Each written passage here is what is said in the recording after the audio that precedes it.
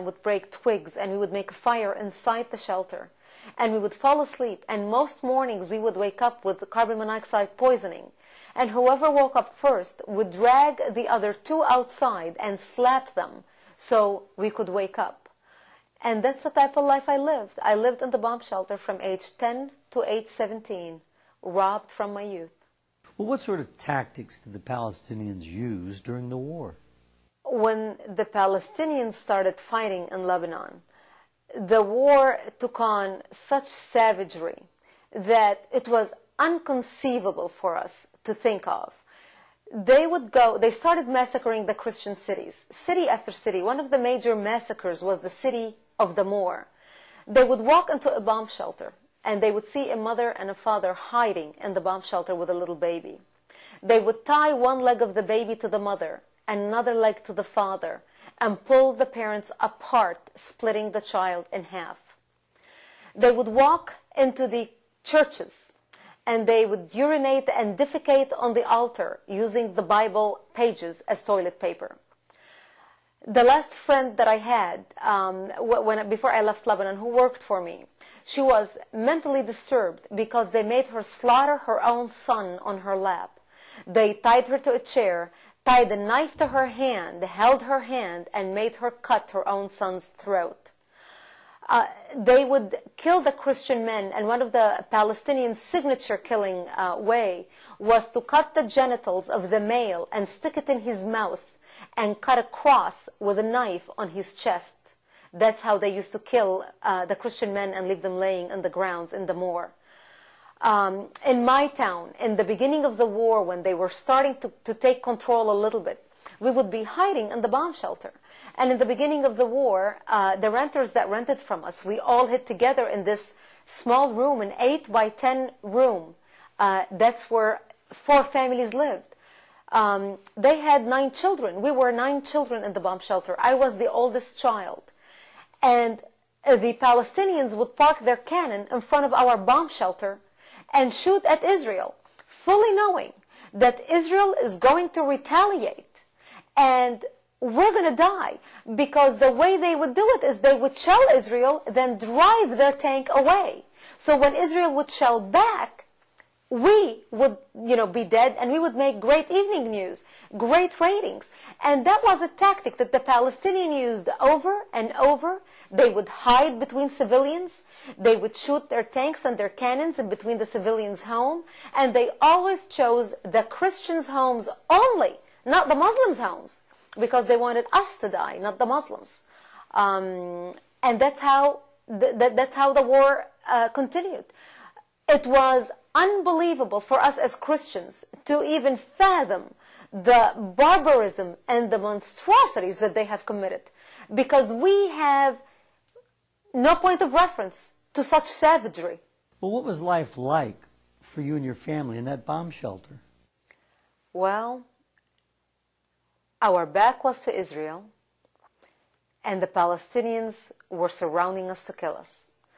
So we either were going to be killed and slaughtered by the Palestinians, or we go to Israel and beg for help.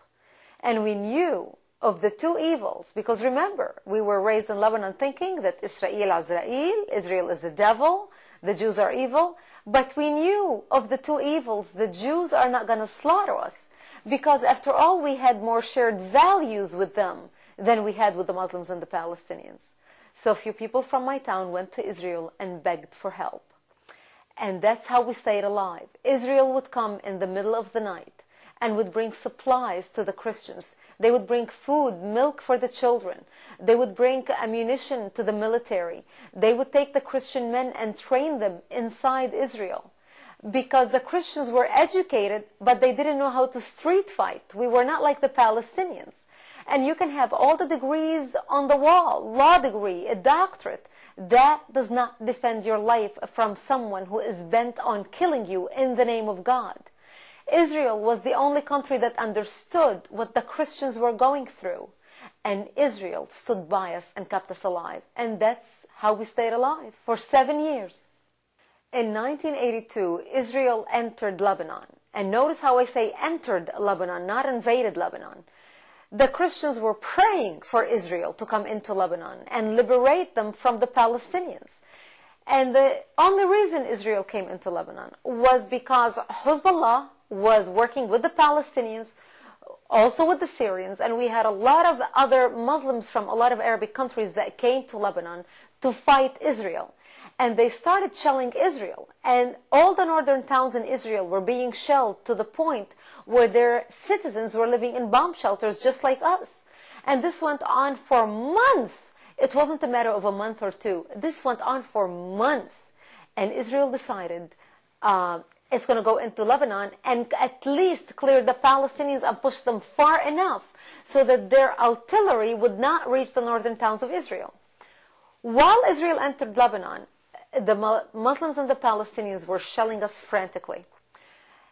One of their bombs exploded in front of my bomb shelter as my mother was running to the shelter, and she became wounded. When she became wounded, we had nowhere to take her in Lebanon. Our only lifeline was Israel. That's where all the sick went to get treated. That's where all the wounded went to get treated. Medical treatment free of charge to anyone that needed it. For 7 years, when Israel took care of us. We took my mother to get first aid at the Lebanese hospital in my town, which was a shell of a hospital. There was one Israeli doctor and two Israeli nurses on duty. They gave her first aid, and we put her in an Israeli-donated ambulance and drove her to the border. It was a 10-minute drive. The Lebanese driver, when we got to the border, walks over and asks me for money for the fee for the ambulance.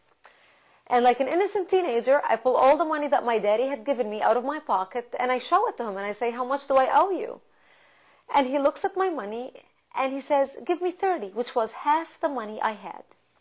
I gave it to him, and I thanked him from the bottom of my heart. He said that was the fee for the ambulance.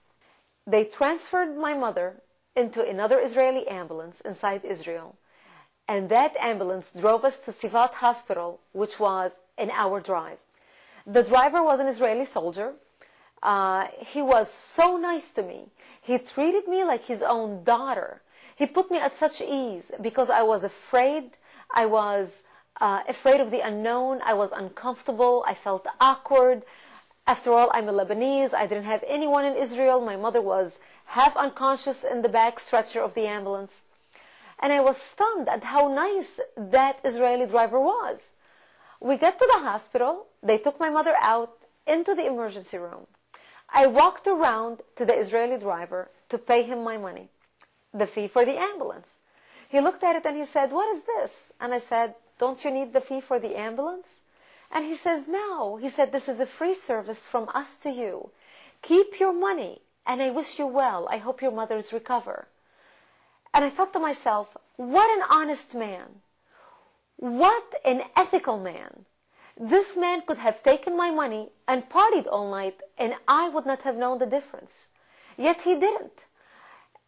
And all of a sudden I felt very angry because I realized that the Lebanese driver who drove me the 10-minute drive to the border basically robbed me.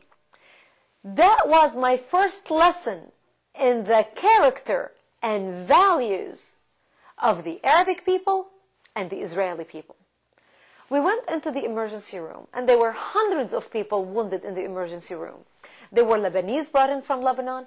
There were Christians brought in from Lebanon. Muslims brought in. Palestinians wounded brought in from Lebanon.